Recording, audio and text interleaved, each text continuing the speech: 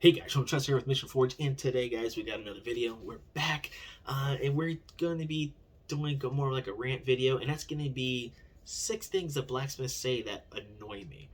Now, I do have more things than 6, but this video becomes super long, and I don't want to become super long because I want to touch a little bit on each point and why it annoys me. And the reason most of these things annoy me is because, to me, when these blacksmiths say these things, it's illogical. And most of the time, it's things to beginner blacksmiths. And as you guys may have found out from previous videos, I actually started over twice. I had to relearn everything twice. So I kind of know what everybody goes through. And I think a lot of these older smiths forget. So what I'm here to do is kind of tell you why what they say, in my opinion, is wrong. And then we'll go from there. So with that, let's get started. Point number 1 is don't use YouTube as a reference. I hate when they say that. YouTube is a great source, a great reference, a great everything for blacksmithing. I mean, if it's fine for learning how to change an outlet, to replacing a ceiling fan, to tiling your floor, to unclogging a bathroom sink, and how to change a carburetor in a 67 Mustang, right? Then why is it not good for blacksmithing? Okay, that's just ridiculous. It is a great resource, and the modern era, guys, everything's digital now. Okay, this is a fantastic way to learn. If learning on YouTube is bad, then you shouldn't get DVDs either. Okay, and now most of the time they say the reason it's bad is because you will find some bad blacksmiths out there, some bad references. And yes, there are some bad smiths out there, I get that, but there are bad everything out there. I've seen bad firearm instructors, and I'm a fire instructor. Okay, I've seen things that mechanics do that are terrible. There's bad references everywhere. Shoot, I see that in the professional world even.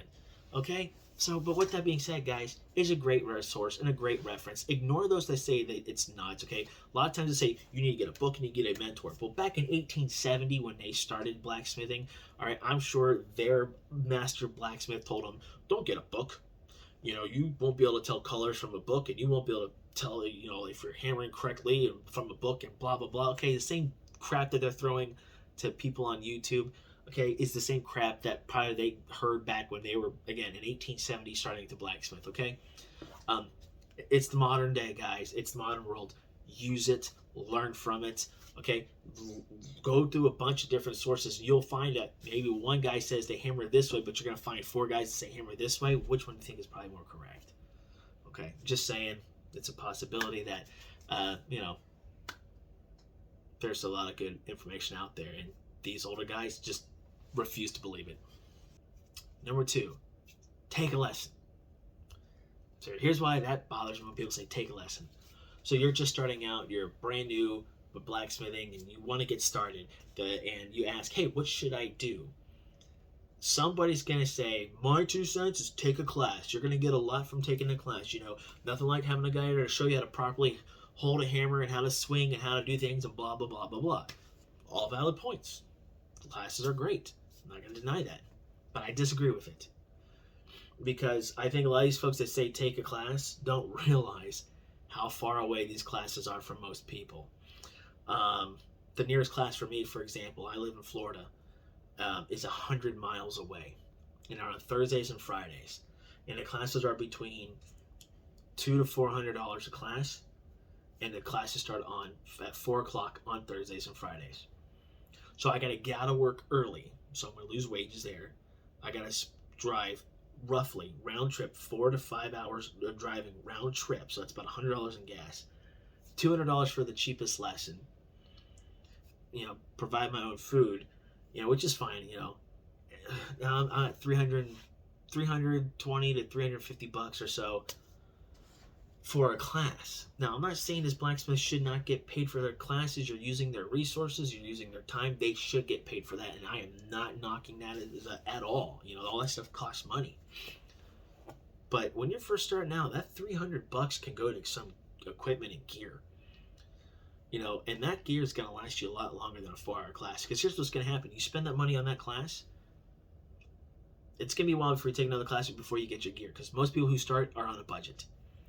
So if you're on a budget and it took you a while to get that $300 for this class, how long is it going to take you to get the gear then? So maybe it takes you a couple of weeks, a few weeks, but guess what's going to happen? You forgot everything you learned in that class. I usually recommend you take that money and you buy yourself some cheap gear, okay? And I'll get to that a little later. Get yourself some cheap gear so you can start blacksmithing now. You can learn on your own. I did for a while. All right, I used YouTube as a resource. I looked at anvilfire.com, bladeforum.com. I got videos and DVDs. Eventually I got a class here and there. But there is so much resource out there for you to learn. And what the good thing about you having that gear, it's always going to be there. So you can get hours and hours and hours and hours of actual forging time. Okay, so classes aren't bad. I do recommend people take a class if you can. It's great to learn from other smiths. But when you're first starting out, man, I usually recommend just get your gear and start blacksmithing. Just start hammering on things, because trust me, there are forums, there are places and things out there that can help you and guide you in the right direction with just videos. If doctors can diagnose you over a video, a blacksmith can watch you over a video and give you little pointers. Just saying. Number 3, build your own forge. That kind of drives me nuts when they take it to a brand new guy. You got the brand new guy, hey guys, look, I'm looking to get started. I'm going to get my forge. What should I do? I usually see a lot of people say build their own forge. And I disagree with that 100%. There is no logical reason for you to build your own forge. They'll say it's cheaper. You know, a blacksmith should make their own tools and stuff like that. But, you know, it's it teaches you, creativity, and it's a part of the blacksmith thing, whatever. Okay, I'm gonna tell you why all that's wrong. There's a forge you can find right now, Mr. Volcano Forge, right around $75. You're not gonna be able to make a forge cheaper than $75. I lied. I have a video of me doing an in-ground coal forge. I dug a hole in the ground, put a pipe there, a metal pipe with the blow dryer. Cost about $20 or $30. Okay. But anything else, you're gonna be paying a lot more for. Okay. The first forge I tried to build, in material alone, was like almost $300 in material alone. And that was, to make a forge. To make a coal forge, I've seen a lot of guys, they'll use old charcoal grills or they'll get brake drums like that. That's fine, but you gotta get pipes, and you gotta get some type of blow or something on there, and you might get a forge for $50 then or something like that, maybe a little cheaper. My recommendation, guys, just buy the forge. Buy the cheap forge that you find. All right, it's ready to go. It's already been engineered. The burner's gonna work. You already got the regulator. You got all that stuff, and then you can get started that route. Okay, telling people to build their own forge is like telling a chef to make their own oven. It's telling a painter to stretch their own canvas. It's ridiculous. What are you focused on? Are you focused on building the dang forge? Are you a forge maker, or are you going to be a blacksmith? Learn blacksmith first. And once you are blacksmithing, then you're going to find that there's certain things you need out of a forge. Like you maybe need a longer forge, you need a wider forge, you need more open forge like a coal forge. And then you can make those forges. You can tailor make it to yourself. Because by that point, you're going to have experience with forges. You're going to know how they kind of work and how they function. And then you can make a forge. So, plus, it sometimes takes weeks to make a forge. Whereas if you buy one, it's ready to go within a few days after you put the refractory on it. So, my 2 cents, guys, just buy yourself the forge so you can get started. Number 4, and that is make your own tools. So, again, it kind of falls under the forge thing here. Do we tell chefs to make their own pots and pans? Do we tell painters to make their own paintbrush and their little, what are those little paint things that the paint goes on? Okay, I don't know what they're called. No, we don't. I'm sure there's a few out there that do, but we don't. Why? Because they're focused on painting. They're focused on cooking. Just like you should be focused on forging. Listen, you don't need to make your own hammer. You don't need to make your own punches and chisels. You don't need to make your own anything. If you can, buy a lot. A lot of that stuff is fairly cheap too. A hammer, $10 at Harbor Freight. You can buy this cheap Harbor Freight punches and chisels. Those work great. I still use those to this day. But later on, as you get better, then you can start making your own tools, because you'll learn how to drift properly. You'll learn how to, forge a little bit better angles. You'll get better at doing blacksmithing. Then you can make your own tools. And making your own tools is fun. I actually enjoy making my own tools. It is part of the blacksmithing experience. But that's later on. Okay. For now, just get the stuff that you need to start forging. Now, the only thing I usually recommend people learn to do first is make their own tongs, because that's a good beginner blacksmithing skill. But before you make your own tongs, you can just get some long pieces of steel you can hold your hand, or you get steel you can hold with a pair of channel locks. Not great for tongs, but it's a decent enough start. And then you can forge with those, and then forge out the pair of tongs. Later on, then just, in my opinion, then just buy your own buy the tongs. I mean, I bought some tongs, and they're way better than the ones I made. But I used the ones I made for years and years. I probably will end up making another pair anyways. So, guys, buy the tools first. They're fairly inexpensive. Then later on, when you get better at blacksmithing, then make your own tools. Number 5, thing that annoys me is when they say, buy once, cry once. I hate when they say that. Because here's the thing, blacksmithing, when you're first getting started, is kind of expensive. I mean, if you wanted to buy quality, when they say buy once, cry once, that's because they want you to buy quality tools, and they're expensive. So you're going to cry that one time, but then you'll have them forever, right? That is true, as long as you know what you're doing. So let me break it down. My anvil was about $1,000, and it's not the greatest anvil out there. It's really not. It's kind of like, not low level, mid maybe, but $1,000 for that. My grinder was $1,200, and that's a low end 2x72 grinder. My forge that I built cost me about $500-$600 for both of them. My hammers that are quality hammers, the cheapest one was $160. So, buy once, cry once, right? Yeah. Well, what if you hated blacksmithing? Or do you think you're gonna get all that money back? Do you think you can sell that anvil for close to $1,000? No. Think you're gonna be able to sell that grinder for $1,200? No. That hammer? Definitely not. You'll be lucky if you get 50% back. So what I usually say is buy cheap, you won't weep. Because if you start with the cheap stuff and learn on that first, all right, if you decide you hate blacksmithing, you're only out maybe $155, $160. How'd you get that number? $10 hammer from Harbor Freight, $30 1x30 grinder from Harbor Freight. It's $40. If you get the anvil from Harbor Freight, it's about $50. Or if you get the one off of Amazon, it's a little bit more. The 66-pound one, it's a little bit more. But the Harbor Freight one's like $50. So right there, now you're up to $90. And the $75 Mr. Volcano Forge, boom, right there. You're at like what, $135, and now it's a thing of propane. Guys, it's really just buy the cheap stuff to learn.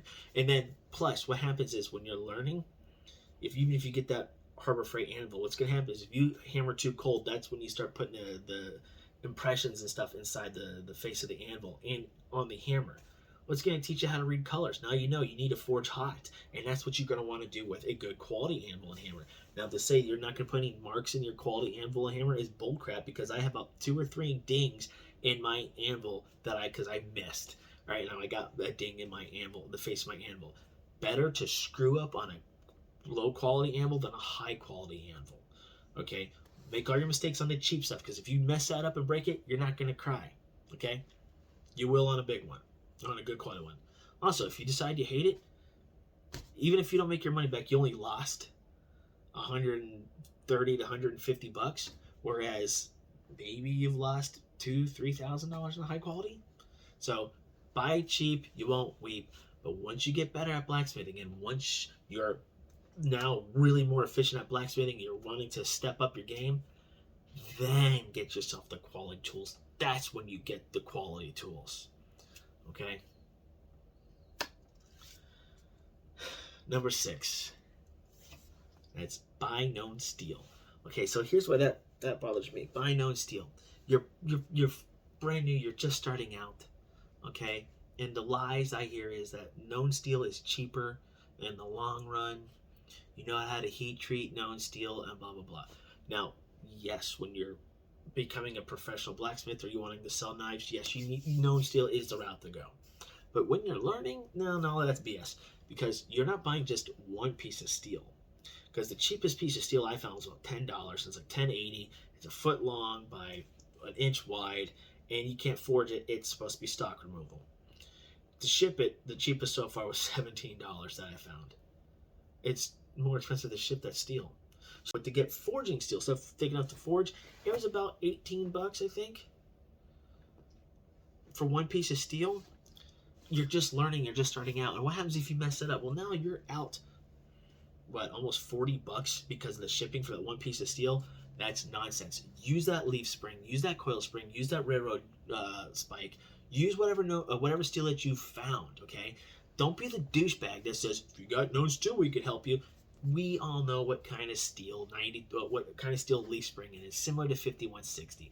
Coil spring is similar to 5160 or 9260. We know railroad spikes are probably around, between 1030 to 1045. Okay, type steel. Actually, it's probably less than 1045. Probably closer to 1030ish. We know that the railroad spring clips are like about 1075. So don't act like you don't know. Okay. Don't be a douchebag about it. These guys get some freaking free steel. Use that free steel. It's a great investment because you're learning to forge on that. Better to learn and screw up free steel than on steel that you paid for. Just saying. And it's gonna be cheaper in the long run? No, actually it's not. It's still cheaper for the free steel in the long run. Again, you're learning how to forge.